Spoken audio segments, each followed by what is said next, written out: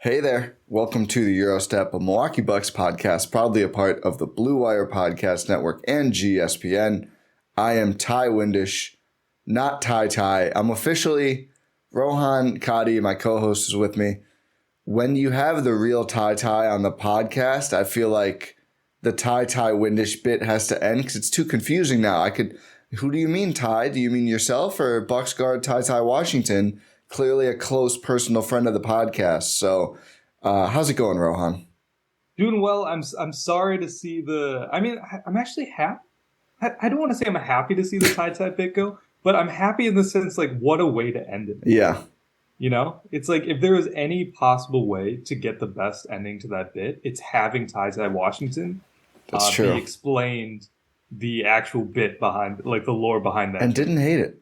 And didn't hate it. That's huge. Took it in stride, took it like a champ. Also, if you guys are unaware of what we're talking about, we interviewed Ty Washington. If you want to check out the last podcast on this feed, on your podcast platform of choice, or for on YouTube, just scroll. There'll be some talk of the Tundra on there, which everyone should check out. Yeah, tough Packers loss. Very tough. I was gonna say, you know what? Not a great Sunday in general for Wisconsin sports, although no team in the Brewers or Packers division has a better record than them at this point in the season. So things could be worse. For more on those teams, please go to gspn.info and then find Talk of the Tundra and Cruising for a Bruisin' wherever you listen to this podcast. Or if you're watching it, you can find Talk of the Tundra right here on this YouTube channel.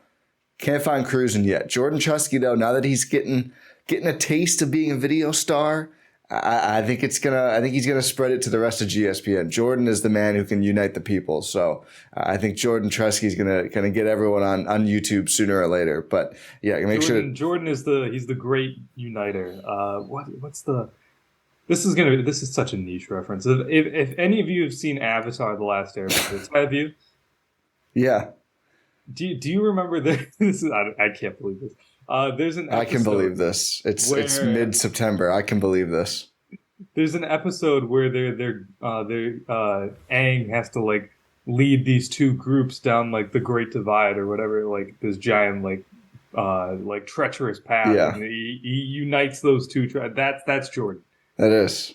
Yeah. Also, I will say I just moved, so I apologize if the audio is a little rough on my end.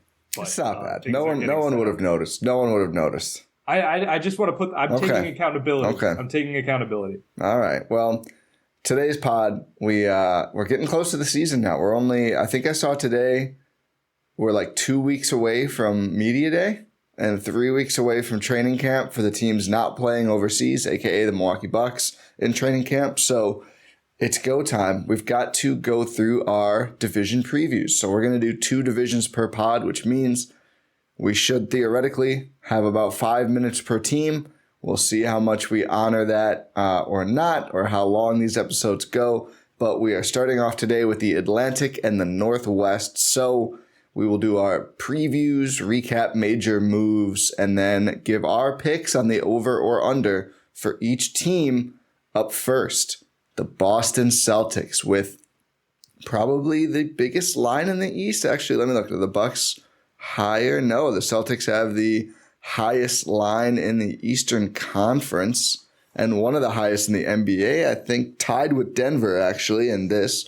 I believe these are all from DraftKings. 54.5 over under for the Celtics. Of course, the big move was adding Kristaps Porzingis at the cost of Marcus Smart. They also let Grant Williams walk. They also lost a crew of old big men in Gallo, Blake Griffin, and Mike Muscala. Is Blake Griffin still out there in the voice? I think he's just out there, yeah. I think there's reported to be some mutual interest between the two teams, but also like doesn't matter. Yeah.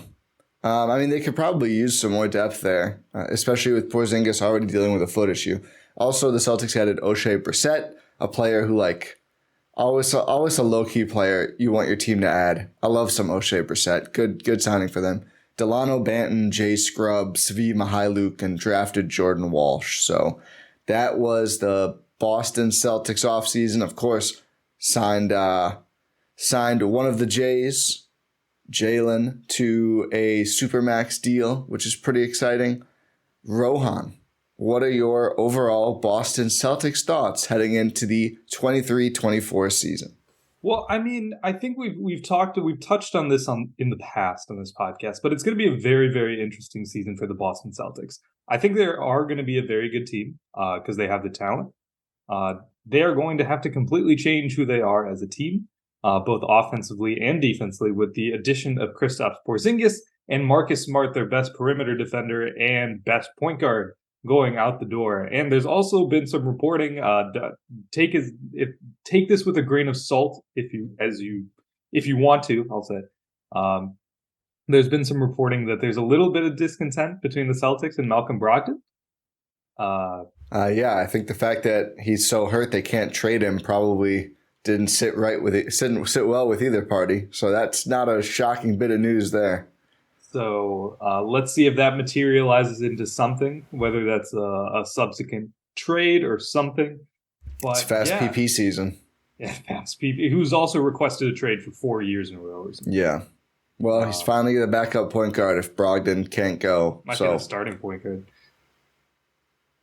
I mean, Derek White, but yeah, it's got to be. I mean, it is, right? It's got to be like. Yeah, I was thinking next to him, but I can't imagine you start fast PP and Derek White. You do White, the Jays, Al, and Porzingis, or Robert Williams and Porzingis. Yeah, I mean that's what I don't like their roster because they have too many big guys who all make a lot of money. And they have too many big guys who make a lot of money, and they all do different things defensively. And none of them are durable anymore. No. Al Horford's 600. Robert Williams has never been. And again, Porzingis is Porzingis and just had to sit out for Latvia in the FIBA World Cup due to a foot. Was it, do you remember what he had? I think it's like a plantar fascia. Plantar fascia. Yes. So it's not the best outlook for the Celtics. Again, I think they're going to be very good. I think they're going to have to use the regular season for Joe Mazzulla and the rest of the crew to figure it out. Last year they won 57 games. If I take the over, that means I think they're just slightly worse, like at least 2 games worse. Or even better. Taking the under. I'm taking the under as well. Chalk from us here. I think the East is pretty good. We're going to look up and down at all the teams. Like, I don't think there's many easy wins for anybody. In Boston, I don't love what they're doing. Maybe they prove us wrong. I don't like this summer. I don't think it's a good direction for them. I think letting Grant walk is just bad. I mean, O'Shea Brissett can make up for some of that maybe, but it's a pretty important player for them, and they just said, no thanks. We'll just take a couple second-round picks, let him go play. They lost their best Giannis stoppers. Yeah. Well, quote-unquote Giannis stoppers. But. Well, yeah. I mean, Smart was number 1. Grant was solid. Yeah. Grant was 2, I'd say. And they're both gone. They're both out the door. I don't know who you expect to really take over that responsibility now. Kind of has to be one of the centers, right? Yeah, it's either D-Rob or if it's Porzingis, I hope it's Porzingis. I hope it's Porzingis. But my goodness, wasn't the last time Giannis went up against Porzingis and put up 50? Probably. I mean, yeah, it would make sense. I think it almost has to be Time Lord, but he's never healthy, and I don't know. I think him being off ball was such a big part of their defense too. So I think you take that away, and I think that really is going to hurt. Like, I mean, theoretically, it's like you are putting Robert Williams on the opposing team's worst shooter in Giannis. The problem is that guy is young. Yeah, I think they're doing this weird offense versus defense thing. I don't like it for them at all. I think Mazzulla likes offense. I think the team likes defense, which is why they had the weird moment in the playoffs where they had to beg him to play Grant Williams, and he finally did, and Grant was pretty helpful. And clearly they're going all offense, swapping Marcus Smart for Porzingis. I mean, fine, defensive. They didn't need him on defense. They had enough defensive bigs, I think. I think it could be a really weird year for Boston. I think it could be a really weird year as well. I think we're probably going to get some reporting mid-season about a players-only meeting. There's going to be some talk about Joe Mazzulla as the coach.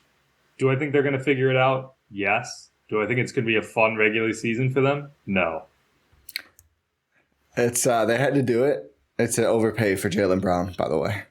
Yeah, absolutely. Guy can't dribble. And can't use his left hand at all. Yeah, and not a great shooter. Before anyone makes a Chris allegation, also not a great shooter, and that matters too. Chris can use his left, though. Yeah, Just slowly. Yeah. I mean, he does everything slowly. Yeah, we know. By the way, Chris Middleton is not making $300 million.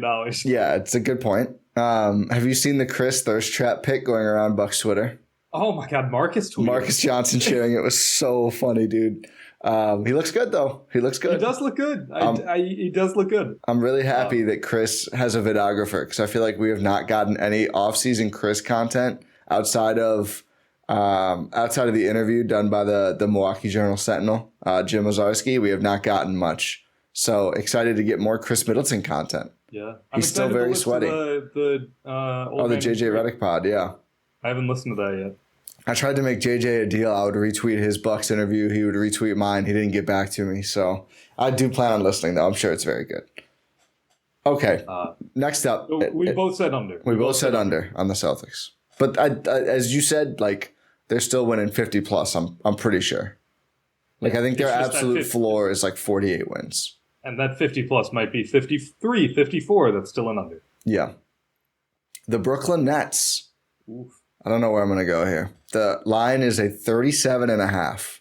They were under 500 post KD trade. So that's where the line comes from. Their regular season finish of 45 and 37 is misleading because for half the season they had Kevin Durant and Kyrie Irving.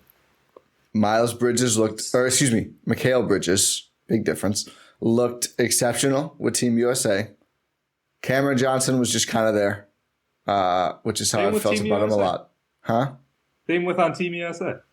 Yeah, that's what I meant. Just sort of there. Yeah, on Team USA, it's just, there's Cam Johnson. Oh, I thought you were saying on the Nets, he was just sort of there. No. He looks better on the Nets usually. They add Dennis Smith Jr., Lonnie Walker, nice addition, Darius Bazley, Trendon Watford, a really nice buy low move. They got a lot of athletic-y wings here. Draft Dariq Whitehead, Jalen Wilson, Noah Clowney. Don't know anything about those guys. A lot of what they lost is kind of just floatsome. Joe Harris, sure. Can't really play anymore. Patty Mills, Yuta Watanabe, that one hurts. Edmund Sumner, Seth Curry, David Duke Jr., Raekwon Gray, apparently. I copied this from somewhere. I don't know who that. I've never heard of that person in my life. The Nets, 37.5 over under. So I've got to be careful here before I allot too many wins. I'm going to say my first blush here is the over. I like their team. I was going to say the over as well. I like their team. I mean, if they're a little worse than 500, they still clear the over. They're not trying to lose. They don't have their own picks. They have Houston's picks, or excuse me, Phoenix's picks. I like the team they built. They have a lot of young guys with some upside. Like they have to use like a tech bro term before we even do the Warriors. They have a pretty long runway. Mikal and Cam Johnson, all these young guys. They got future picks coming in. I really like where the Nets are at. I'm just going to go ahead. I'm going to lock in the over. I'm not going to even waffle. I mean, 38 wins is not a ton. And I'd be surprised if this team won like 35, 36 games. Like, I don't know. I feel like they're going to be competitive. And like, would it surprise you if they won like the season series against Philly, for example? I wouldn't be shocked by that. I wouldn't be shocked if anyone won the season series against Philly. Yeah, we'll get to Philly. That's a bad example. Yeah.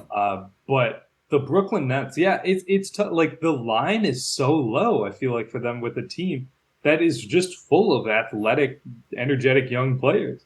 The one thing I thought they were missing last season with a post-KD trade was just a solid like point guard. Yeah. And maybe that's not Dennis Smith Jr., like in terms of like the future. But in terms of a stopgap, Dennis Smith Jr., after his season last season, you can't do much better. Like, that dude was a defensive monster and actually played, like, really, really hard and really, really well. And again, the line is just so low. Like, if you want to say this team is going to be below 500, just slightly below 500, yeah, you got to take the over here. Don't forget they also still have Spencer Dinwiddie as well. Okay. That's a nice point guard. You could do worse than Spencer Dinwiddie. You don't think DSJ is starting over Dinwiddie, do you? I think he might. I don't think so. Let's not get carried away with the good vibes of Dennis Smith Jr. I mean, it all depends on how Galaxy's doing, doesn't it? Wow, you think he's Din shitty, huh? And don't forget also Ben Simmons is ready to dominate. Oh my God, in I legitimately, I did forget about Ben Simmons. Legitimately, I did forget about Ben Simmons. That's actually something worth talking about. Yeah, because, are you sure? Yes, because like, how do I phrase this? There's a 5% chance he's a value add for them. It's better than not having him. No, it's not. I think so. I don't. I mean, from a factoring contract, it's definitely not. Okay, yes. Factoring contract. Like they're a better franchise if his salary slot is just opened up and they could sign, I don't know, who's a random free agent sitting, David Duke Jr. for, oh, that's from their team. That doesn't make sense. A different random free agent who's just sitting there. Will Barton. Give me Will Barton on the min over Ben Simmons on 2 years, $70 million or whatever the hell he's making. I completely agree. Yeah. I completely agree with you. Anyway, what I'm saying is that like just Ben Simmons as a player, like if you're taking like, hey, do you have Ben Simmons as a player or do you not have Ben Simmons as a player? It's better to have Ben Simmons as a player. But do they have him? I think so. He was playing 2-on-2 a couple weeks ago. Listen, that's really depressing. I thought outside of the injury stuff, which just sucks for him, the fact that he's still doing the I'm a point guard thing concerns me. He can't play point guard.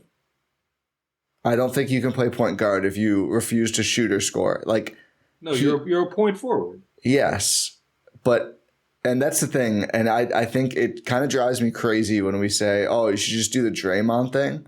Nobody wants to do it except Draymond. Like nobody wants. Aaron Gordon had to get bullied out of trying to be a star for like 5 years. Clearly Ben Simmons isn't there yet. Like it's really hard to get players to embrace that role. And actually Ben Simmons is one of the few who could really do it. I mean, he can't really do it, I should say. He can't defend the five. He can't defend the five either. That's the difference. Despite being taller than Draymond. Analog for it. He could be more of a wing version. Yes. But he won't do it. And I think if he's standing there dribbling, like their team probably sucks. I actually think him making a comeback would lower it a little bit for me because I just think I do. I just think he's a negative, and I think they don't have spacing big men. I think Claxton's really good, but Claxton and Simmons can't play together at all because you just can't have that. I mean, actually, Claxton has more range than Simmons at this point, which is wild. But I really like Claxton. I really like their team. I'm going to take the over regardless. But the Ben Simmons thing, I mean, we'll see. It seems like they don't have much patience for him anyway, so maybe it won't actually matter that much. But yeah, I like their team. I like what they're doing. I always, aside from the KD, Harden, Kyrie stuff, I'm always like, oh, I love what the Nets are putting together. All these moves make sense. We'll see if they want Dame, I guess. I don't think that's happening, but clearly they're ambitious with those picks. So we'll talk about him later. Yeah, well, we won't be able to make an over-under pick because the Blazers are still off the board. But yeah, but we're both saying over for the Nets. Wow, we got to argue some more. Yeah, I do. This might be the team to do it. It's the New York Knicks tie. Yeah. Their line is at 45.5.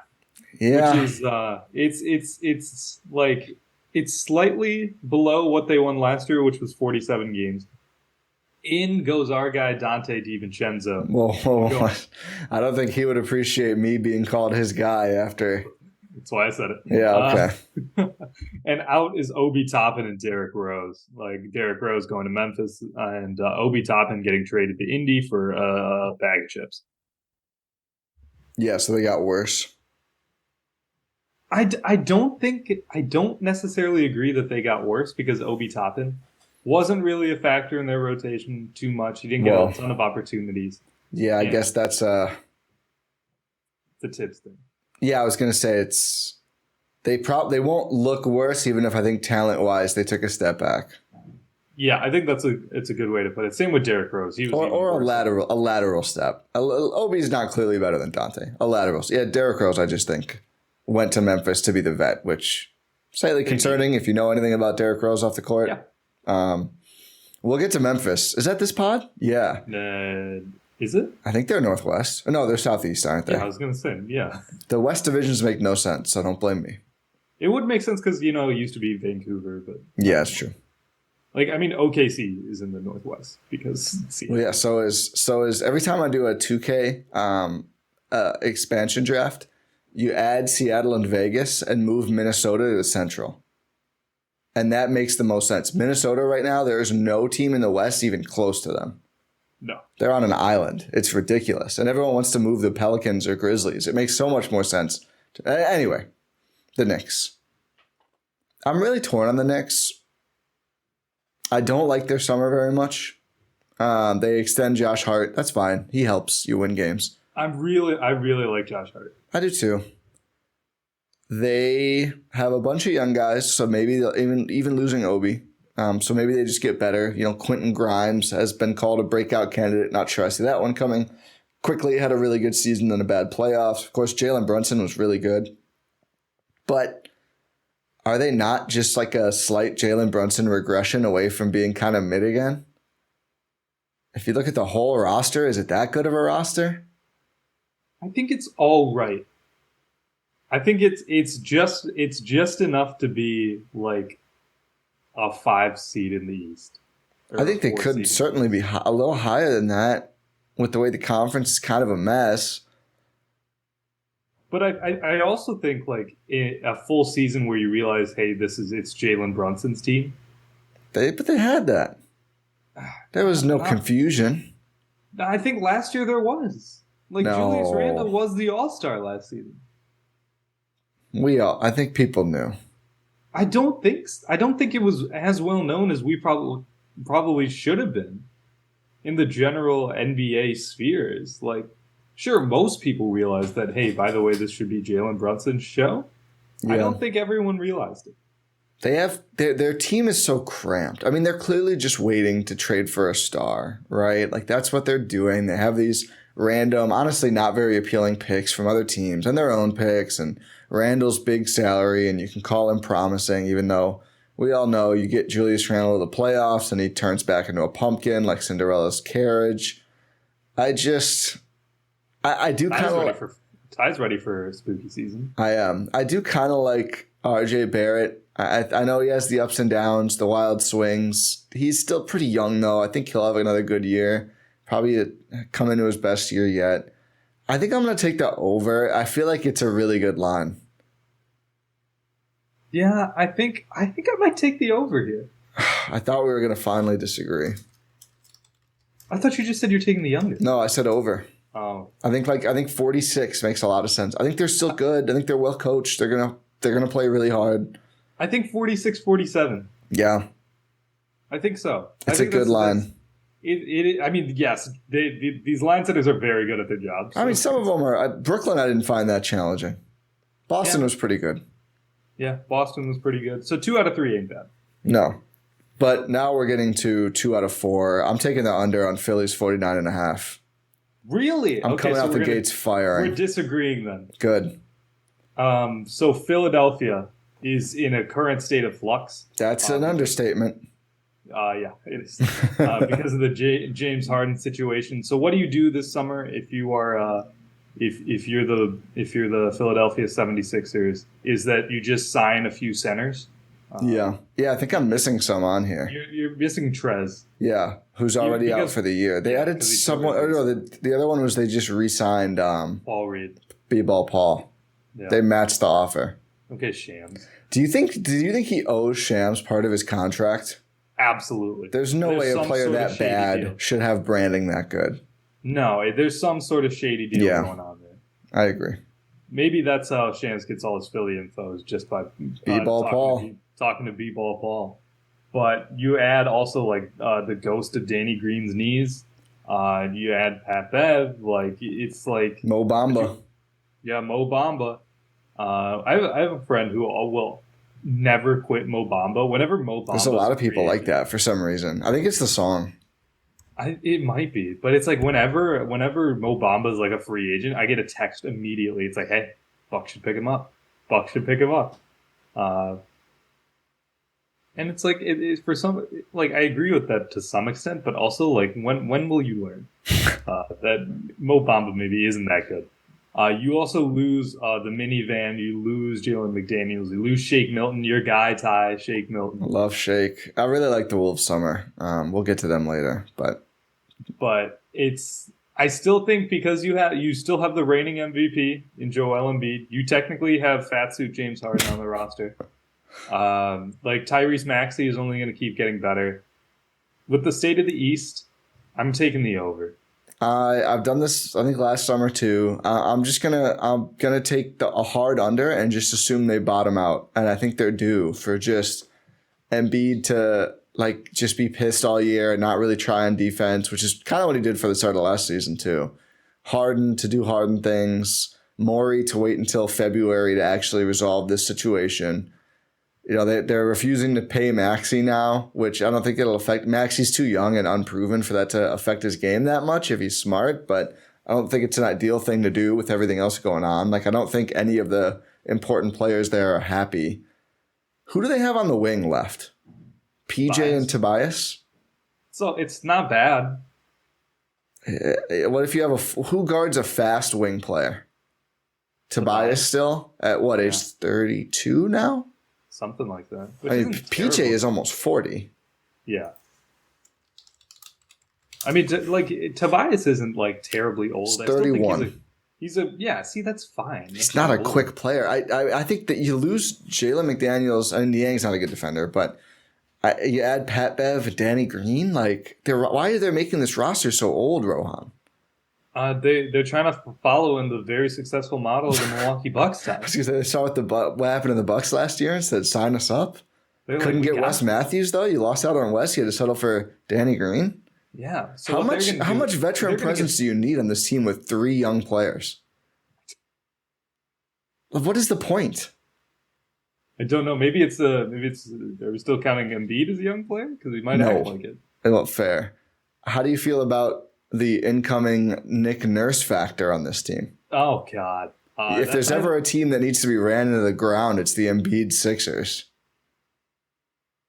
Nothing about this makes sense. You put all these pieces together, it's like it doesn't. I can't wait for the Pat Bev, Maxey, Harden lineups. Like, what are they doing? It's either going to go really well or really bad. And I think it's going to go really. I think this is the year. It just kind of bubbles over. I'll take the over just purely based on talent, and I recognize that I could be fully embarrassed here. And I'm honestly hoping for it. This is a win-win for me. Either Philly's bad or I'm right. Yeah, it's one or another for me. But yeah, I don't like anything that they've done. I don't think it makes sense. I don't think they don't look like logical actors. That's very valid. The more you're doing this, the more I'm getting convinced. But I'm going to stick with my over prediction.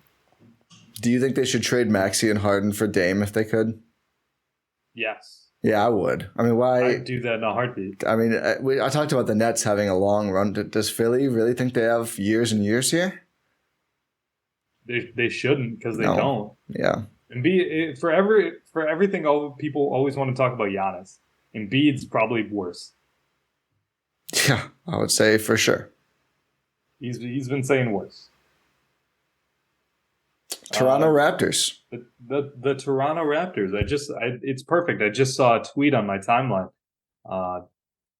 where it was like the Toronto Raptors play basketball in 3 weeks, and someone quote tweeted and said, "Is that a threat?" And I think that's the stage of Toronto Raptors basketball that we're at here. Well, here's the thing, though. They did add Dennis Schroeder, who, again, is having a summer where he looks like one of the 5 best basketball. I think he was one of the 5 players honored from the FIBA World Cup as Germany won gold. So, pretty big addition there, joining the likes of Garrett Temple and Grady Dick as the big, we'll see, as the big Raptors additions as they lose Fred VanVleet, Delano Banton, and Will Barton. They have no shooting outside of Gary Trent, who Zach Lowe mentioned this. They got your guy, Marquise Noel. The little guy? Yeah. If he's playing games outside of the Raptors 905, that's an issue for them. Gary Trent Jr., Zach Lowe mentioned this. Remember he opted in and everyone said the extension is for sure coming? Hasn't happened yet. Yep, it's just a waiting game. Either you're going to trade him or you're going to just extend him. But you can't just live in perpetuity like this. The Siakam thing is over their heads too. Yeah, it's literally the same issue. I think it's different. I think I think that's a lot more likely of a trade. I don't think they can trade Gary Trent because it's like your team is just horrible. I think they're worse if they trade Gary Trent than if they trade Siakam. I think Siakam is... He's much better. He's much better. They need to open up the floor, though. Yeah, that's true. In terms of a team construction standpoint. But then who's also taking these minutes at the point? Are you going to put Scotty Barnes as like a point forward? Scotty Barnes and OG. I mean, OG probably wants to go as well, but I think that's your 3-4-ish. I think OG maybe hated Nick Nurse, though. Who didn't? That's fair. I mean, I don't think many people there loved him. We hated Nick Nurse, and we don't even know him. I mean, and again, this is the Philly head coach who's going to navigate this difficult time for the franchise. Yeah, this is gonna be a show. I'm taking the under. By the way, it's at 36.5. Taking the under. It's a pretty low line. It's a low line, but it's a bad team. My concern here, and maybe this is silly, my concern is the third year Scotty Barnes leap. Mine isn't. No, you just think he's not that good? I think he's all right. I don't think he's like the star everyone thought he was going to be after he won Rookie of the Year. They've set him up to fail a lot. They really have. They've put two sky-high of I think I've heard some people say that he's their point guard of the future, and I'm like, what are you talking about? It's not even a point guard. And well, just the roster, too. I mean, this is the guy who needs shooting. Can I make a player comp here that'll make the half a Raptors fan listening turn off in disgust? Yeah, what is it? Think about the last big flawed point guard to win Rookie of the Year. Oh, no. Our guy, Michael Carter-Williams. Oh, I thought you were going to say Ben Simmons. No, Michael Carter-Williams. Oh, that's worse. Yeah. Is it worse? Yeah, I mean, was just never... I mean, Ben Simmons at least made an All-NBA team. Yeah, that's fair. So... All defense as well. Yeah. I think. Oh, man. I mean... Oh. He's on that projection right now. You're not wrong. Here's the issue with this kind of player. And again, this situation is the situation is part of why I say this. When you need a team to be built specifically for you, but you're not a top 20 player, at least probably even higher realistically, teams won't build the team for you.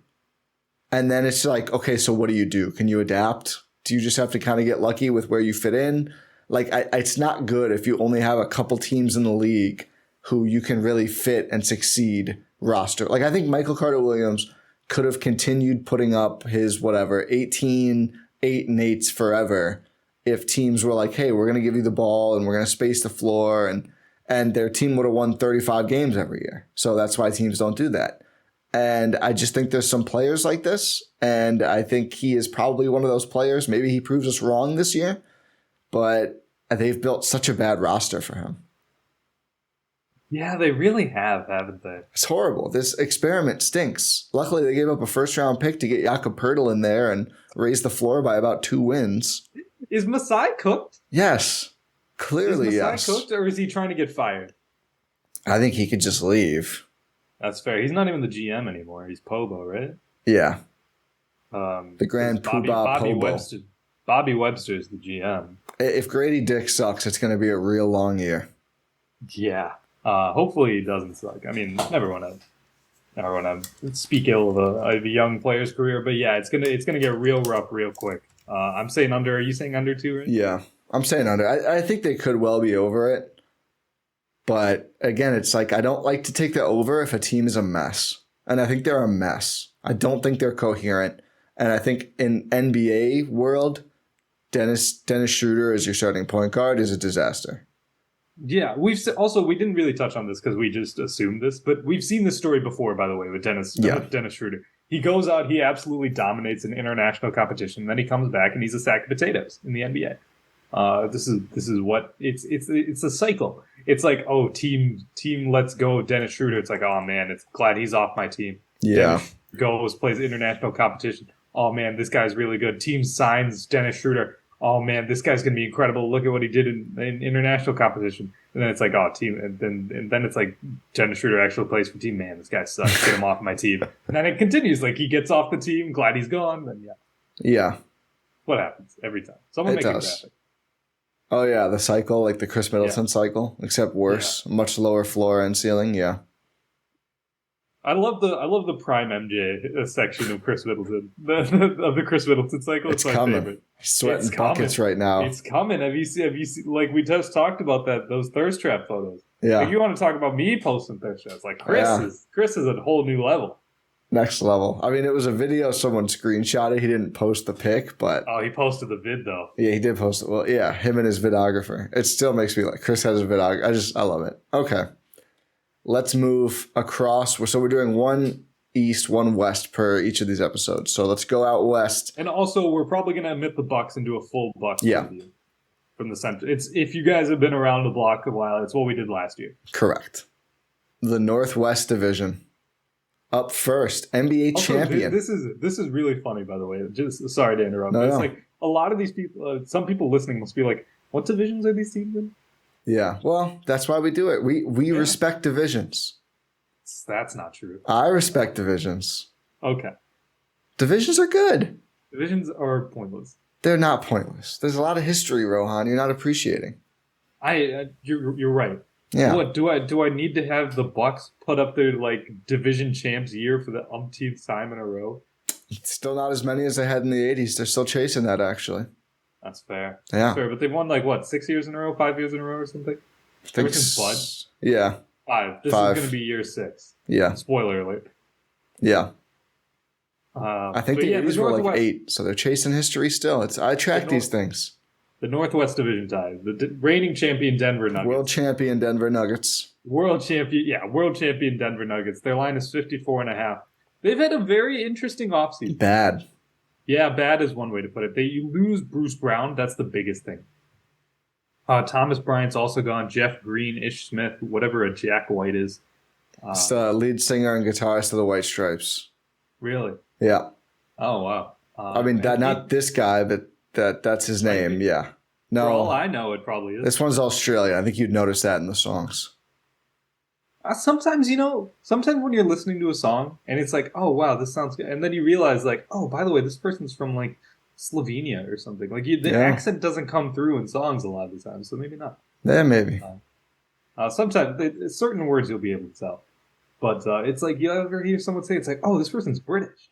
You trying to bait me into an accent? I'm not going to do it. No, I'm not. Okay. I'm not going to do it. It felt like you were. No. I would never. But in comes Justin Holiday. Oh, that's the first name you say. That tells me it's a bad summer. It has been a bad summer. So, like, at the crux of this is that, by the way, Bruce Brown and Jeff Green are gone, and all you've done to replace them is sign Justin Holiday. Drafting. I mean, it's the real end. It's their internal pipeline, right? They have these young guys who they're excited about. They're usually a pretty good drafting team. So, like Christian Brown really came on last year. And even I'll have to look up their roster. There's another guy right below him too that they're high on. But the Nuggets are kind of high on all of their players. They're one of those franchises. That's the way they operate. They are internal. Peyton Watson. See, I was going to say it's Peyton Watson. But like, yeah, Bruce Brown was a really, really key contributor to them winning the title.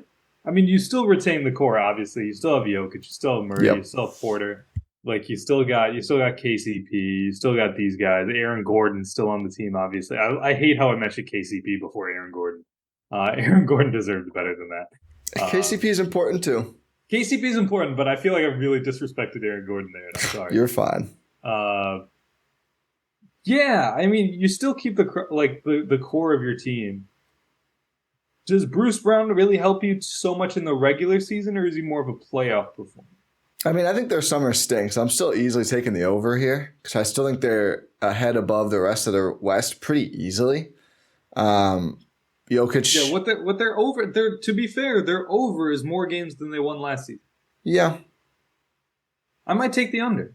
That's fine. We can argue about it. I think I will say I agree with you. I completely agree with you. I think Denver is far and away the best team in the West. Far and away the best team in the West. They should be the favorites to win the West this year. I think the Celtics, for whatever reason, are always going to be favored to win the title. Yeah, Boston media bias. Also, the East is much easier to get out of than the West. Yeah, well, At least at the bottom end, there's less of a chance of you losing in the first round. I shouldn't say that. Well, we cover the Bucks. Damn it. Hey, we gotta embrace it. Yeah. Well, I don't think we have to embrace it, but yeah, I see what you're saying. It did happen. But 54.5 is tough. I don't think they improved on last season's regular season team. I don't think they did at all.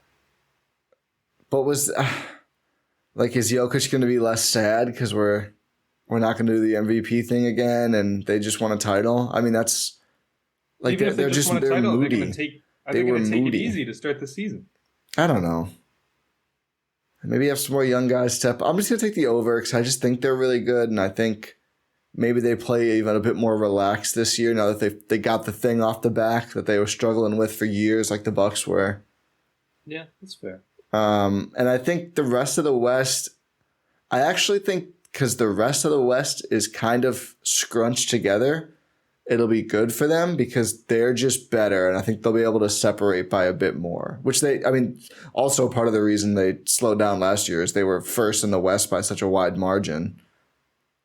Yeah, that's fair. So maybe that'll actually make sure they have to keep on the gas a little more. They only were the 1 seed by 2 games.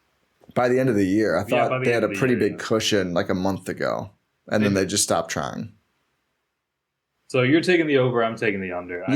I mean, they clearly got worse as a team. I don't understand how, coming off of this championship, the best vet you can get for cheap is Justin Holiday. Yeah, that's You fair. should be able to find someone who's excited about ring chasing. That's better than, everyone's favorite wing that you never want to see check in for your team. And that's who they got. No disrespect to the Holiday family, but it's not a rotation player. Maybe some disrespect. It's not a rotation player. Yeah. But they love those guys because they gave Reggie Jackson a bunch of money. He's also barely a rotation player. So funny, by the way. Really bad. What are you doing? Really bad offseason. How do you do that? I mean, I recognize that the Bucks have some players that they maybe shouldn't give so much money to, but they're minimum contracts. Yeah. This is ridiculous. Reggie Jackson is not making the minimum. No. I'm almost talking myself out of it, but I'm going to stay with the over. They got worse. Yeah, but I just think there's going to be some momentum. The way they really brutalized other teams in that playoff run. I think you feel different as a team coming off that. Or do you feel confident in yourself enough for the postseason where you can sort of slide through the regular season? No, not them when you get that 1 seed and you got the extra game in Denver of all places every year. That's a really important 1 seed carrot. Yeah, you're right. Game 7 in Denver matters. It does. It does matter. Okay, next up, oh boy, the Minnesota Timberwolves. I'll say this, Ant with probably the least impressive Team USA summer ever. Yeah. It was after you have these sort of qualifying games and it's oh my goodness, Steve Kerr's yeah, we know who our guy is. We're doing this. And to be fair, he did play well. The U.S. came 4th in the World Cup. We talked about this 2 pods ago. Make sure you check back and listen to that if you want our Team USA thoughts. But what's going on here? I mean, I still believe in Ant as a franchise player. I still believe he has all the tools to be a potential face of the league type player. It was a little concerning. Yeah, and I just think not just the wins and losses, but I don't know. He had a good tournament. I don't think he had an excellent tournament. He averaged 18, just under 19 points, shot 57 from 2, but only 31% from 3, 70% from free throw, 4.5 rebounds, less than 3 assists overall per game in the tournament, to 2 turnovers, so 2.8 to 2. I thought he had a good tournament. I mean, I'm not blaming him for all of Team USA, but I don't think I didn't come away from the tournament thinking oh yeah, he's gonna get MVP votes this year. Yeah, I almost feel he had that summer. He's him. That's how I felt about Shea coming out of the tournament. That is not how I felt about Ant. Yeah, that's fair. I feel like it's almost. like it was more of a lateral move in terms of like what people thought of him. It's like people still like they thought of him as this guy who could be this guy, and it's like, yeah, he still could be that guy. You know, it's like nothing. It's like you don't feel so much better about it, but you don't feel worse. How about that? Yeah, I think that's fair. So the additions. There's one missing on the sheet. So Shake Milton, Nickeil Alexander-Walker is a big one as well that I did not have on here. They also just signed Daishan Nix, who is a basketball player. I'm not going to add anything else. Troy Brown as well, and then drafted Leonard Miller and Jalen Clark. So a bunch of, I think, low-key pretty nice acquisitions. And then they lost Taurean Prince, as well as Nathan Knight, Jalen Noel, and Austin Rivers. Here comes Austin Rivers. I think out of those four, only Taurean Prince is actually on a team now. It's a great pull. Yeah. It's a great pull. So I think their roster got better. They still have this clear issue, though, of like Gobert's summer was worse than Ant's was good, for sure. It was so bad. France got bounced. He was very bad. Cat had a great summer. Cat had a good summer, yeah. I'd say he had a great summer. Cat putting up a bunch of stats on a team not going anywhere is not new to Cat. I mean, it is for the last couple seasons. These numbers are still pretty good. I know, but it's dipped a bit. Yeah. They have a Gobert-shaped weight around their necks still. Yep. Good job, Alex Rodriguez. God. And who was the other? I forget who the other guy is. Yeah, I mean, Tim Connolly is the executive here who's doing. Again, I think this summer, it's so hard because you want to just talk about this summer, but you can't not talk about the Gobert-Towns front court, which I just think is not good. The line is 44.5, so pretty low. I'm taking the under. Ooh. Thinking barely 500 for superstar Anthony Edwards here? I'm taking the under. I mean, like... What'd they win last year? Last year they won 42 games. Oh, wow. I don't think they got so much better. Like, who are they? Here are the teams that finished above them, and we'll get to these teams. Denver, Memphis, Sacramento, Phoenix, Clippers, Warriors, Lakers. I don't think they're finishing better than any of those teams. Yeah. And so at some point your wins have to go down. I'm taking the under. God, I forgot they had D'Lo as recently as last season. Yeah. He's actually pretty good there. Yeah, I was going to say he was all right for them. Like if Mike Conley, who I think is in his age 36 season, takes a step back, how bad is that for them? Seems pretty bad. Pretty bad. They had to get Mike Conley because it's like, oh, Rudy needs someone who knows how to throw lobs to him because no one wants to throw the ball to Rudy. And literally, no, you're skipping. Like literally, D'Lo made fun of him too much, so they had to trade for a friend of his. That is what happened. There was reporting on this. Wait, did I miss this? Yes. Oh my. D'Lo was too mean to Rudy Gobert, and they had to go get someone who'd be nice to him and throw him a pass every once in a while and not make fun of him. That's a true. I'm gonna pull up a quote. Well, you talk about anything with the Wolves, but that's a true. He was bullied too much by D'Lo of all people, the FBI agent. Yeah, I shouldn't laugh because that's terrible. Like you don't want to encourage any behavior of that sort in a professional. Who are you on a professional? I guess. Yeah. I was gonna say. I feel like I have some pretty. These are your coworkers. Yeah. Like I'm not just gonna go and start bullying my coworkers. You know, like. That's pretty bad. But what if he scores 8 points a game? Would make you $50 million. Yeah, different atmosphere. Different atmosphere for sure, but at the end of the day, it is. Okay, John Krasinski. I think, is that how you say his name? No. The Wolves guy? Is that Krasinski? Yeah, Krasinski. I do think there were some chemistry issues. I don't think it was Jimmy Butler level, 5-alarm fire. The team has had issues incorporating Rudy Gobert, figuring out how to play with him, things like that. D'Lo wore those issues on his sleeve. He was very frustrated, often, with Rudy, with him not being able to catch some passes, with him missing layups and bunnies near the rim, with his offensive struggles this season for the Timberwolves. That frustration was palpable within the Timberwolves locker room. I'm sure there's other players who had some frustrations as well, but I think we're able to say, hey, look, Rudy Gobert is a $40 million player. We just got to figure out a way to make this happen. D'Lo tried to make it work, but it was uncomfortable at times. We would come into the locker room and you could hear him actively bemoaning the situation.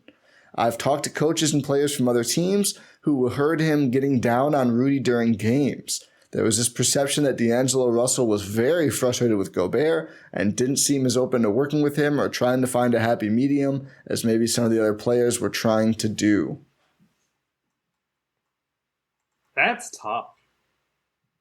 Rudy knew that D'Angelo Russell was not in his corner. Rudy's a sensitive guy. He's a perceptive guy. So I don't think any of that was lost on him. Conley, not only do they have the synergy from playing together, but he's more of a Rudy guy. Conley is a high IQ, make the right play, be in the right spot kind of player, not a home run swinger like D'Angelo Russell is. I think Rudy is over the moon that his guy is back, that he's going to get the ball where he wants it, and he can trust Mike Conley. I think that's a big thing for Rudy Gobert. I think, is this the same boat as we were talking about with Scotty Barnes, where it's like you have to build a team around that guy and you're not a top 20 player, it's not worth it? Yeah. Pretty much. I think it's the same boat. I mean, no, probably no, because like if Rudy was on like a $20 million a year player, I think a lot of teams would still want him. I mean, you're used to fitting a non-shooting center. A lot of teams do that. He's still a very good defender. He's not the same guy, which is a huge problem for them. It was so funny when Walker Kessler just came into the league. He was like, "Yeah, I'm better." It's going to be better now, yeah, for not $500 billion a year. Exactly.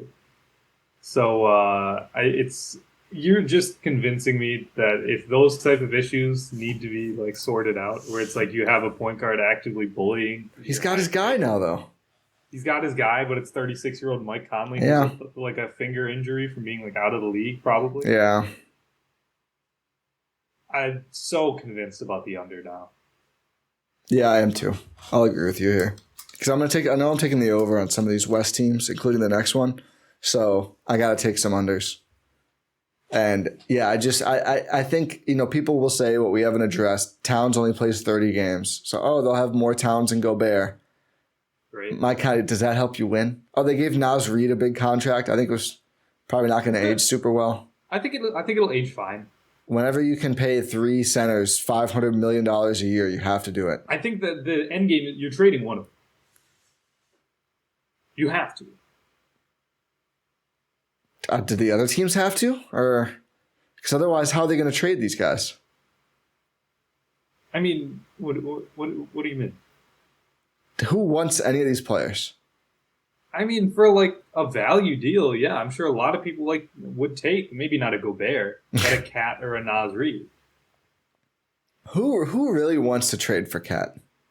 If you don't have to throw in a bunch of picks, I'm sure a lot of teams would be. But then if you're Minnesota, okay, great, I sold Cat for pennies on the dollar, if that's even possible. So I don't think he's a winning player. I digress. Now I have Naz Reid and Rudy Gobert. Am I still set up to win with Anthony Edwards? Not really. You could, again, they're not in a good spot. I'm not saying they are in a good spot. They gave up a lot of picks to get Rudy. Here's the scenario. Setting up to trade one of these. Should they swallow the pill, give up some asset to get off Rudy, and then just, we have Naz Reid and Cat. That's our new front court. That we're younger now. I don't know if any of those guys can defend well enough. I don't think they can, to be honest. I don't even know if that works. I don't know if that works either. I think maybe you have to trade maybe Naz Reid. I'm sure a lot of teams he's the most tradable one by far. Yeah. And I think teams would give up assets to get Naz Reid. Would we have been saying this about Christian Wood a couple of years ago? I think it's very different. We'll see how different it ends up being. I think it's very different. We will see how if you are not Nikola Jokic, I think it is very hard to be an offense first center in the National Basketball Association. That's fair. Can we name the second best offense first center in the NBA? Joel Embiid? He's not offense first. I know his defense has slipped. He's two-way at best or at worst. Brook Lopez. Definitely not. It's just a lot of these guys are on vet minimums around the league. I'm just going through the list. Porzingis. I guess. Again, I think it's kind of close, but like, what are Naz Reid's measurables? He's like 6'10" or something. Okay. 24 years old. He's got. I'm seeing 6'9" here, but 6'9", 6'10", something about that. 6'9", 260. Doesn't shoot threes all that well. Do you know what Naz Reid scored per game last season before he got this contract? Wait, say that again? Do you know what his averages were last season before he got this contract? Like 5 points a game or something? 11 and a half. Five rebounds, 1.1 assists, 1.4 turnovers. Yeah, like that's good for a backup center. Yeah. I mean, it's not a crazy contract. I don't think there's much value there for teams. I think teams, if they needed center depth, they'd want Naz Reid. Yeah. I think they'd also want Nerlens Noel, who they could go just sign for a vet minimum right now. I think they would much rather have Naz Reid than Nerlens Noel. Come on, Ty, be serious. Naz for three years, $42 million, or Nerlens Noel 1 year, $3 million? I'd take Naz Reid every day. You're saying Naz Reid for sure? Okay. Naz Reid for sure. All right. He's a good player. I worry about that archetype on a big contract. It's not even that big of a contract. Everyone says this, it's like the MLE. You can't sign a bad MLE deal. You can if the player's not that good. I'm not saying Naz Reid is not good. I'm sure it'll be fine. But I don't like this new, you have to look at percent of cap. I wouldn't want to give that much percent of my cap to a player I don't really believe in as a long-term winning player. That's all. That's all. That's fair. We're both saying the under for the Timberwolves. Yeah, it's the beef stew thing with me. I think you can actually sign a bad $14 million a year contract. It's not going to kill you. I just don't think it's going to help. That's all. Speaking of, there's actually I don't think they have any of these players. The Oklahoma City Thunder, same line, 44.5 wins. This is really it's interesting because I'm smashing the over on this. Yeah. You have to. Smashing the over. We talked about it when we were talking about Ant. Shai Gilgeous-Alexander had a summer for the ages. And that's crazy considering that he literally made first team All-NBA last season. Like literally was named as one of the 2 best guards in the entire league. Yeah. And yet we're still leaving here looking very, very impressed at what Shai has done this offseason. And I think just the Thunder themselves didn't have like the greatest summer of all time. Like, no, it's underwhelming. Yes. Did you add anyone super, super impactful? No. Like, could Vasilije Micic be that guy? Maybe. But like you're adding guys like the infamous Jack White, leading the White Stripes. Yep. You draft Carson Wallace. You get Bertans from Dallas, who's probably not going to play. Wait, does OKC literally have a 7-nation army on their roster? Do it? They do because of Jack White and Josh Giddey. That's amazing. They have 7. They have USA. B-ball ref. You're not going to show me what country this is if I hover over it. Wherever Paku's from, wherever Eugene Omori is from, Saric. I think this France, Canada, Australia. Saric is gone. Oh, really? Well, never mind. They don't have a 7-nation army. Thanks, B-ball ref. Sarge is with the Warriors. Oh yeah, that's right. How is he still on here? I don't know. Oh, this was last season. Oh, that'll explain. That'll explain. But yeah, I think only 6 nations. They're only a 6 nation. But OKC, like just based on their internal development, also the biggest addition that's not on any of these lists is Chet Holmgren. Yeah. My rookie of the year pick. Very, very easily my rookie of the year pick as well. Everyone's saying that. I thought it'd be a nice, fun pick with Wemby. No, I think Chet. Like we've talked about this before, but like these guys that come in with a year off. We say year off. Unfortunately, it's due to injury. But like just being able to get acclimated to the league lifestyle, the league schedule. And then you have to put together your play. Like you get to acclimate to the lifestyle and the schedule before you even have to play. I think that really, really helps young players. And they usually, like when they're this highly touted who are the last 2 guys? It's Blake Griffin, it's Ben Simmons, and they both won Rookie of the Year. Joel Embiid lost Rookie of the Year, but mainly because he didn't play. Yeah, he played like 30 games. According to DraftKings, Wemby is the favorite. So maybe I'm just talking to really, really smart hoops people only. It's a good place to be. Surprisingly Wemby minus 115. Then Chet is second, plus 300. And then Scoot's right there, plus 390. I'd be stunned if Scoot won it. And then after that, it's Brandon Miller at plus 1,500, Cam Whitmore at plus 2,000. Like, it's far away after that, which makes sense. There's 3 guys who could potentially win Rookie of the Year in Wembanyama, Chet, and Scoot. But, yeah, OKC, like, it just based on their internal development and the players that they have, like, they started to figure it out. Like, they know how to use Josh Giddey now. J-Dub is really coming into his own, especially at the end of the last season. And if you have Shea, you don't really need a whole lot else. Like to be a winning team. I think they're prepared to be a winning team this season. I think that OKC are going to be buyers at the deadline. I've been saying they should be for a while now. They're going to be buyers at the deadline because they're going to be making the playoffs. Certainly got the thing about OKC is they could throw 2 first-round picks, not as a risky move, but literally because they have to, because they can't use enough of their picks. Their roster is too full. They're at an insane place. I've said this, I think on the pod before, they're my Embiid team. Yeah. Like, why not? Why not? Just here's 7 first-rounders. Here you go. Yeah, Daryl Morey is going to be salivating. Yeah. Send over Paku, too. Just because. Send a message. I didn't like their summer very much, but, Bertans, Rudy Gay, Oladipo, if they all still actually make the team, I think none of them have been cut yet. I mean, they do need some vets, so I think some combo of those guys is good because their team is so young. I also like Rudy Gay as a player. Yeah, he's like a fine athletic wing. He can never defensively, doesn't do much on offense anymore, but that's fine. Maybe I'm about 10 years too late on Rudy Gay. I mean, I think this is clearly the best young core in the league, right? What did you say? It's clearly the best young core in the league, right?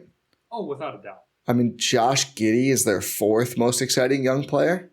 That's kind of insane. Giddey is potentially the guy. It's like, oh, do we need to trade him? And it's like, you want to trade Josh Giddey? It's crazy.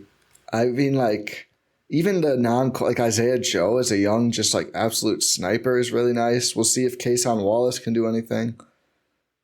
Their team is really loaded for long term. JRE, if he's not already cut, he probably doesn't make the roster just because he's a 6'9" center. And now they had to get rid of Ty. Yeah, and Garuba, who both immediately got 2 ways with contenders.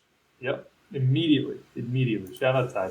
Yeah, shout out Ty. I'm slamming the over here, even if I don't like that they let go of those guys. It makes sense. 45 wins isn't a ton. They had 42 last year, I think, or 40. They were 40 and 42. But Shea missed 14 games, and of course Chet missed 82 games. So and I think that's worth 4 games. At least. And I mean, Chet, that's their biggest. They needed bigs. And Chet looks like he's going to be a really impactful two-way big. No centers. They literally had no centers. I mean, Jalen Williams is a center. The big one. Center. He's a small center. Yeah. You need size. They had no size, I should say. You're right. Yeah. That's what I think they'll buy. Bullied, and they were getting out-rebounded. And it's let's add the 7-foot behemoth to this. I think they like the shooting of Bertans, but can you carve open another roster spot and just find one of these free agent centers and bring them in? That would be very good. Like who? My guy Nerlens. Why are you so high on Nerlens? He's just a good Nerlens is no. Let me finish. Okay. A good 2.5 big. No. Still yes. Still no. Yes. Still no. Sorry, 2.5 center, not big. Center. If he's your 3rd center, that's really good depth. If he's your 2nd center, you're thin, but... If he's your 3rd center that never plays, fine. I could be your 3rd center that never plays. Until they need you one game. Yeah, and then they're screwed. But that's the same thing what happens if you have to play Nerlens Noel. Nerlens is still... It'll go a lot. I was going to say. I'll say that. I'm not delusional. You're throwing me out there to go box out Brook Lopez. I'd rather die. Which is probably going to be the outcome anyway. Brook Lopez would kill me with one step. Not on purpose. Not on purpose. No, he's a gentle giant. But, like, any of these centers, like, what am I supposed to do against DeAndre Jordan? Nerlens had a pretty bad year last year. Yeah, because he's pretty bad. I'm not going to blame him. He was on the Pistons.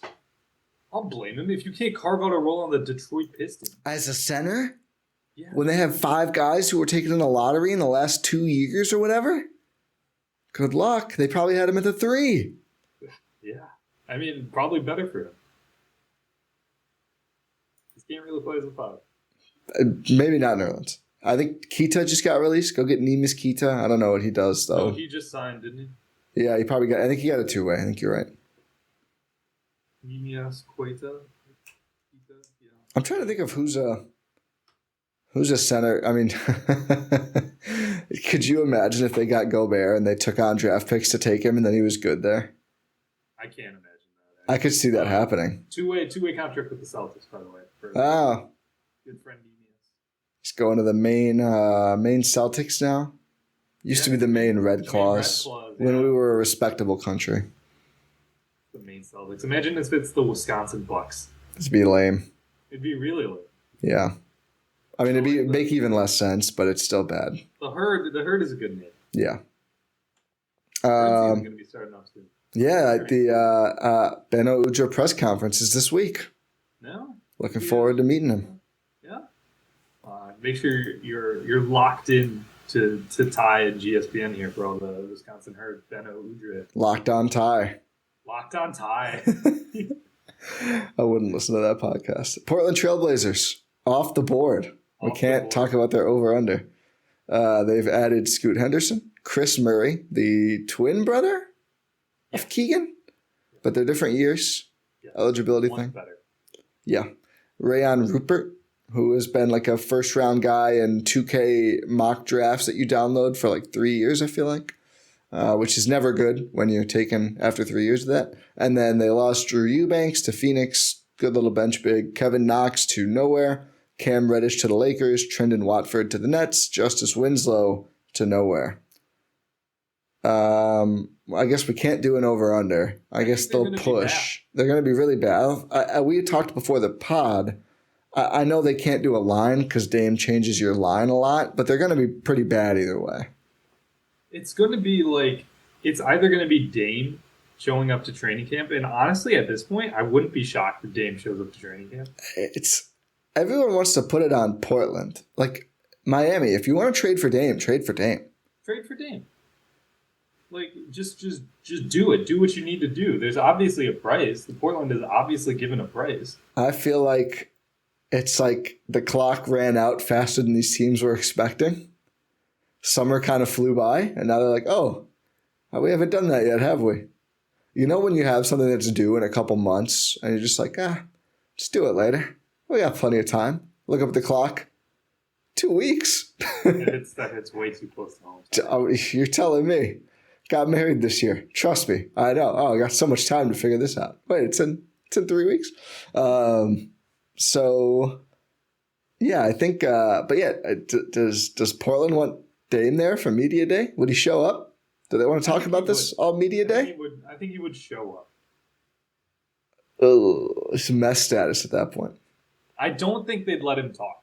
Miami Heat media day. They're just like, Nicola, how have you found a place in Portland yet? Or are you thinking like Brooklyn or just busy? Yeah, we saw at the Colorado game. What was his name? Who's the GM of the Joe Cronin? Sorry, he was at the Colorado State game. Yeah, with Kyle Lowry. What? Yeah. Really? Those two were sitting together at the Colorado State game. Oh, that's weird. Yeah. The worst thing about this whole thing has been the way Heat Twitter posts about it. I'm ready to deactivate X.com. Yeah. Anything that comes out, they're just like, this is a huge win for Riles. It's like, you know what would be a huge win for Riles? Trade for Damian Lillard. Nothing else matters. Yeah, do the thing. Just actually do the thing. They're making fan cams of the winning time Pat Riley scenes and making fun of Joe Cronin. Like, come on. It's crazy. And, like, this whole situation is insane. You got Dame posting and deleting Instagram stories of him saying future Heat legend Damian Lillard, and it's like, what are you doing? Like, how are you speed running becoming a hated player in the NBA? It's weird they have not. Miami gets a line, but Portland doesn't. It is weird. We're not doing it in this episode. Miami's is 48.5. It's really high. For a team that lost 2 starters and doesn't have Damian Lillard. Even if they get him. If they get him, I'd say that's a pretty fair line. I mean, it's old folks love together in South Beach. We'll talk about them next week. Yeah. But Portland, either way, is going to be bad. I think the most thing this impacts, the Dame thing, is Scoot's Rookie of the Year line. I don't think it matters. I don't think he's going to. I think if Dame's there, he has the ball in his hands a lot. I don't think it matters. I don't think he's going to win either way. I mean, Anthony Simons is still going to be there. They probably end up with even another guard. And their team sucks. I think it'd be pretty hard for him to win Rookie of the Year. That's fair. I think point guards, young point guards.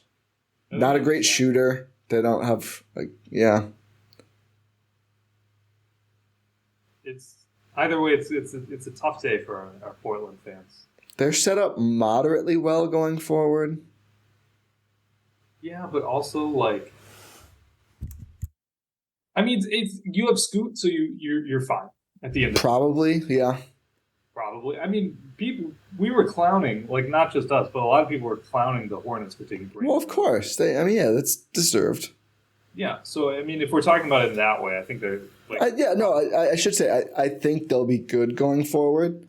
It's also very easy to see them just ending up in a pretty similar situation to the last decade of the Blazers. Yeah, which isn't bad. You made the conference finals. They did make it there. So did the Atlanta Hawks, Rohan.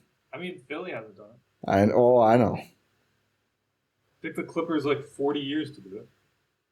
Like, how funny would it be if Scoot and Sharp are just tame and... I mean, I think Sharp is like a player not close to CJ. He's more of a wing, which is a good start. But we got this great backcourt. Is really bouncy and not much else. We got this great backcourt. They don't defend very well, but we got these guys. All we need is the one... light star wing, and those can't be that hard to find, right? Decade passes. Oh, guess they are. Jeremy Grant. Well, yeah. Did you take use of Nurkic? Did you try to trade for your Nurkic? No. Good answer. Makes $17 million a year, doesn't he? Yeah, for Jeremy Grant. Wait, what? They're the same? Aren't they on the same team?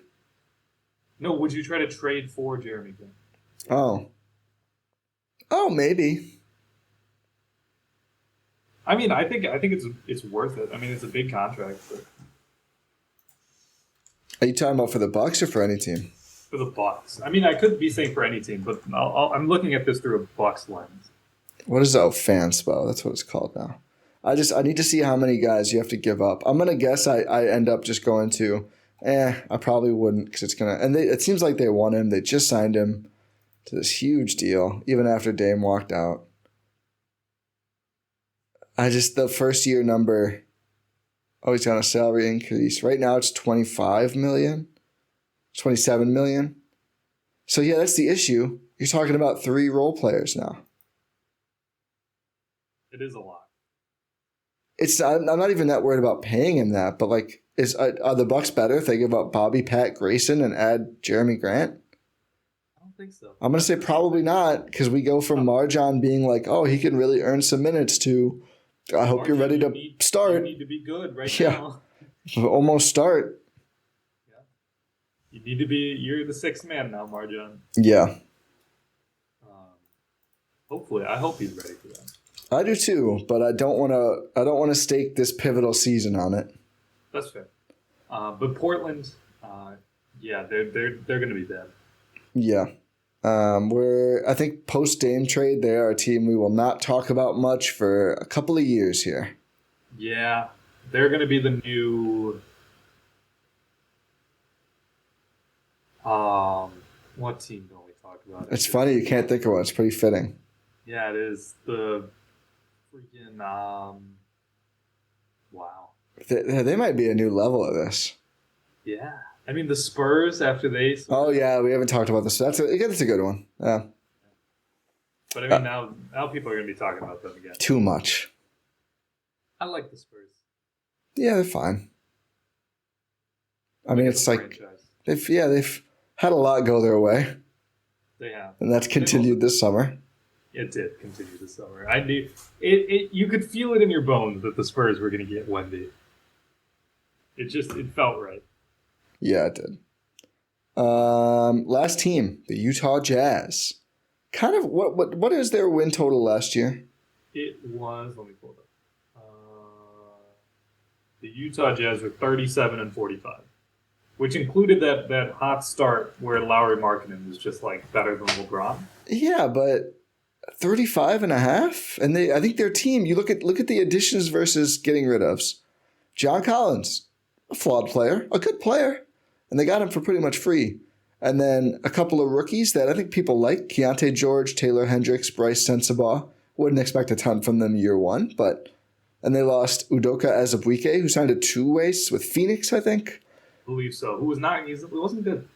It drafted in the first round, right in front of somebody good, I think.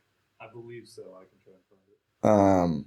That's their payback for getting Donovan Mitchell, I guess. Yep. And then Rudy Gay, who again was ancient. Damian Jones, we'll get to the Cavs. The Cavs signed Damian Jones and then also signed Tristan Thompson. And it's like, what are you doing with your front court? We'll get there later. Yeah, it was okay. He was the 27th pick of the 2020 NBA draft. 27. So he was like Jaden McDaniels, Malachi Flynn, Desmond Bane, Tyrell. Yeah, Bane, I think, is the one they talk about. Tillman was a second-round pick. Teo Maledon. Yeah, I didn't need to include him. Fair. Nick Richards, who I quite like, actually. Nick Richards? Just got extended. Like, how much Hornets tape are you crunching? He moves well, man. I like bigs that move that well. You just have it's Bismack, it's Nick Richards. I do. I have a type. Yeah. Just plotting centers who have played in Charlotte. This was the draft where two Cassiuses went back to back, and then we never had to talk about either of them again. Oh, was it? Yeah. Winston and Stanley, which sounds like a law firm.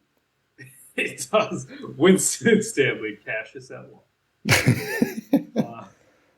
Anyway, the Jazz, though. I think they're going to get better. I mean... Are they going to try to win, though? Like, are they going to make win-now moves? No, but I mean, I think their team is good enough like they were last year, and they have all these other picks coming in that they don't need to stress too much about it. I mean, if they just stay flat, they win 36-37, and it's an over. I think I'll take the under. They lost Nah, which hurts, but they have so many young wings. They retained ESPN's most important player of the next 3 decades, Talen Horton-Tucker. Walker Kessler getting a little better. Agbaji maybe taking a step forward. He did toward the end of the year. If he's kind of good, that makes a big difference for them. I still think I'm going to take the under, though. Because Omer Yurtseven. From Miami? Yeah. Simone Fontecchio. He played well for Italy. I don't know if he's going to get any minutes this year, but he did. They still have Olynyk. He's a useful player. I hate him. I hate his guts. I hate him. He's a useful player. Olynyk so much. I know. He's despicable. Would I take him on the Bucks? Yeah. No. I would. Have some standards. That's a good buy low fit. No. Come on. No. Yeah.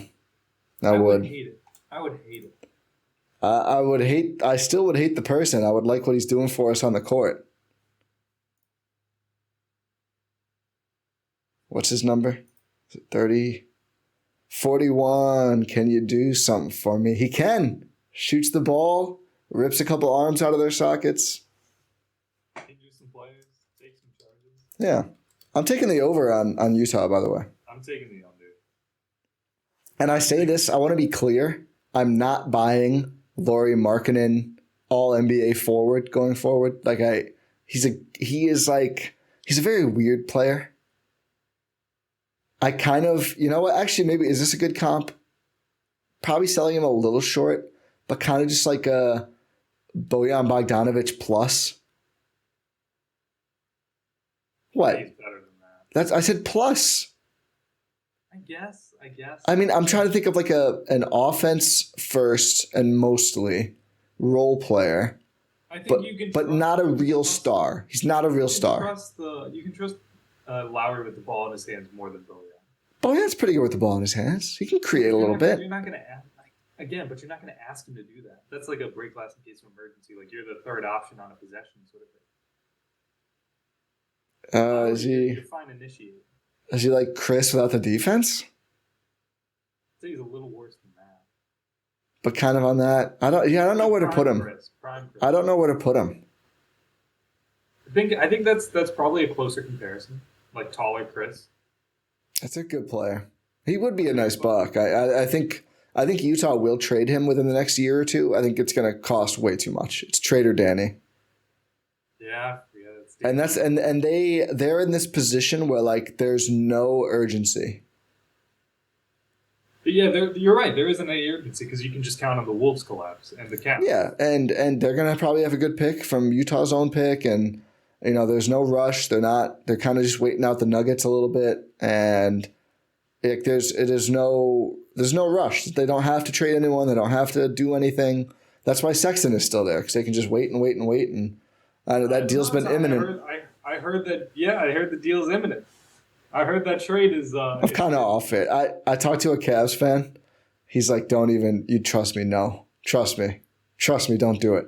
I'm like, okay, it's not up to me anyway. But it is up to us, Ty. What are you talking about? But you're gonna take the over. I'm taking the under on that 35.5. Yeah, the Jazz are gonna try and bottom out a little more. I don't think they are. They just traded for John Collins. Because you got him for nothing. But if you're trying to bottom out, you could just keep nothing. You could trade him again. I'm sure. I think they probably will, but the early season wins still count. I know, but after the trade deadline, they might win like a game. No, I mean, I'm sure they'll have. I think there's a couple West teams that stay. I mean, Portland, San Antonio is not going to try to win a bunch of games this year. Houston was trying, but they're not good. Yeah. We'll get to those teams next week. I know we will. Let's recap. So we both took the under on Boston at 54.5. We both took the over on Brooklyn and New York, 37 and 45.5 respectively. We split on the Sixers. I am boldly taking the under on, was it 49.5? 49.5. And you took the over. And then we both took the under on the Raptors, 36.5. Big Sixers guy, Rohan. We split on Denver, where I took the over and you took the under on 54. We both went under on Minnesota. I think I'm scarred because last year Jordan and I pounded the table for the over and they sucked. That was me and Adam with the Pistons. I can't wait to get to the Pistons. I have some thoughts on the Pistons. We both took the over on the OKC Thunder, which I think this is probably the worst line on here. Yeah. I'm saying they're top 6, no play in tournament. They're good. But maybe the lack of vets will hurt them. We both took bad on the Trailblazers, who are off the books right now because they haven't done their trade yet. And we split on Utah. I took over on 35.5. You took under. Yeah. Let us know, everyone, what your picks are. Let us know if we're completely off base. You think we're crazy. We'd love to hear the feedback. The line on Utah coming into last year, according to B-Ball Ref, was 23.5. They were, early in the year, they were probably one of the most fun NBA stories. But, of course, it did. It did fall apart a bit. For a while, and it was funny. What divisions are we doing next week? We're doing the Southeast, and we're doing the... We're just making this up, so you can really say any two. And we could do Southeast and Southwest. That kind of goes together. Yeah, let's do Southeast and South. The South divisions. Yeah, let's do that. All right. Boom. That is part 1 of our division. We kept it pretty reasonable. Yeah, I said that because we're saving the Central for last. Yeah, even though we're saving the Bucks for after that. But yeah. But we're doing Southeast, Southwest. Sounds like we're going to South by Southwest, but that's not what's happening. Oh, Pacific Central will be a heater. Oh, yeah, that is going to be a heater. Pacific's been one of the most fun divisions to talk about for years. That is not changing. It's not changing at all. every single one of those teams wants to be good. Yeah. It's going to be... At least 4 of them. At least 4 of them? One of them hasn't really done anything all summer, so I don't know how bad they want it. I don't even know who you're talking about here. The Clippers? Yeah. Just kind of, we want James Harden, but not enough to throw in everyone's favorite 29-year-old young prospect, Terrence Mann. Is he actually 29? He's old. No way he's 29. Everyone talks about him like he's 23. I know he's not that. He is 26. Okay, that is worse than I thought. That is worse than everyone thinks. But hey, when you could have sworn he was like 23. Listen, when in year 4 you play 81 games and you put up 8, 3, and 2, you are a desired young prospect who a team should not give up to add James Harden to their other ancient. We'll get to the Clippers. Yeah, we'll get to them. We'll get to them in 2 weeks. But next week is Southeast, Southwest. Hope you guys are enjoying these division previews. I think we'll leave it there. Say thank you for listening to this episode of the Eurostep here on GSPN and Blue Wire. Make sure you check out gspn.info for all the pods that we talked about up top. Talk of the Tundra, Cruising for the Bruise, and make time for this. All of that's fun stuff. You can find all our links, Discord, everything at gspn.info. Again, we'll do a self plug. If you missed our Ti Washington pod, it's the last one on the feed. If you're listening on your podcast platform of choice, which you should be subscribed to, or if you're watching on YouTube, again, make sure you're subscribed. It's a few videos back because we have the aforementioned Talk of the Thunder on there as well. But the great Avatar Jordan is going to. That was a thing I said earlier. That was wild. I wonder if Jordan's seen that, and if he's going to listen and think, what did he compare me to? I'm going to guess Jordan's not crunched much Avatar: The Last Airbender tape, but you never know. That's like my favorite show of all time. Really? It's incredible. It's incredible. It's a very good show. It's beautiful storytelling. Make sure you guys watch Avatar: The Last Airbender. Pod random, and we'll talk to you next time. Truly pod random.